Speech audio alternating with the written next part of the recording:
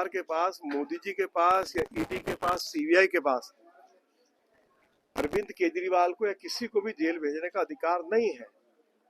ED किसी को हिरासत में ले सकती है यदि ईडी के पास भ्रष्टाचार के पुख्ता सबूत है।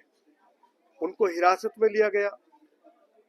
अरविंद केजरीवाल ने कोर्ट के सामने अर्जी लगाई कि मुझे बेल दी जाए। हाई कोर्ट ने जो भी उनके ऊपर भ्रष्टाचार के आरोप थे उस फाइल को देखा और आज भी क्योंकि यह मामला हाई कोर्ट के समक्ष लाया गया तो हाई कोर्ट ने इस बात को स्वीकार किया है कि अरविंद केजरीवाल ने जो नई शराब नीति दिल्ली में लाई गई थी उसमें भयंकर भ्रष्टाचार किया है। तो अब जैसी करनी वैसी भरनी। और जब ये नई शराब की नीति लाई गई थी मैंने हाथ जोड़कर उनसे आग्रह किया था, अरविंद केजरीवाल जी आप इस नई शराब नीति को वापस ले लो। आप रिहायशी क्षेत्रों में शराब के ठेके खोलकर दिल्ली को शराब की नगरी बना रहे हो।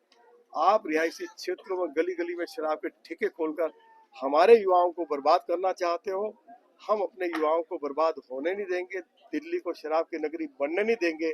आपने शराब के ठेकेदारों का जो कमीशन है 2% से बढ़ाकर 12% कर दिया। सीधे सीधे 2000 करोड़ रुपया का फायदा आपने ठेकेदारों को पहुंचा दिया। और ठेकेदारों ने भी कहा है कि जो हमें कमीशन जो हमारा बढ़ाया गया था, जो 2% से बढ़ा के 12% किया गया था, 6% ठेकेदारों की जेब में गया और 6% अरविंद केजरीवाल की जेब में गया। और अब कोर्ट ने भी इस बात को स्वीकार किया है कि इसमें भयंकर भ्रष्टाचार हुआ है तो फिर अरविंद केजरीवाल की जगह जेल में है। अनेक और भ्रष्टाचार के आरोप उनके ऊपर लगे हैं तो वो भी अब धीरे धीरे लोगों के सामने आएंगे।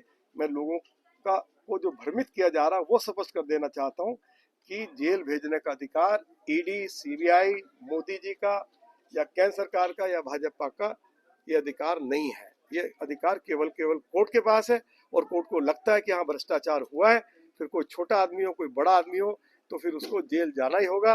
और मोदी जी ने तो ऐलान कर रखा है कि हम भ्रष्टाचारियों को छोड़ेंगे नहीं, हम देश से भ्रष्टाचार को पूरी तरह से समाप्त करेंगे। तो मोदी जी उस दिशा में मजबूती से कदम उठा रहे हैं। हम उनके कदमों की सराहना करते हैं।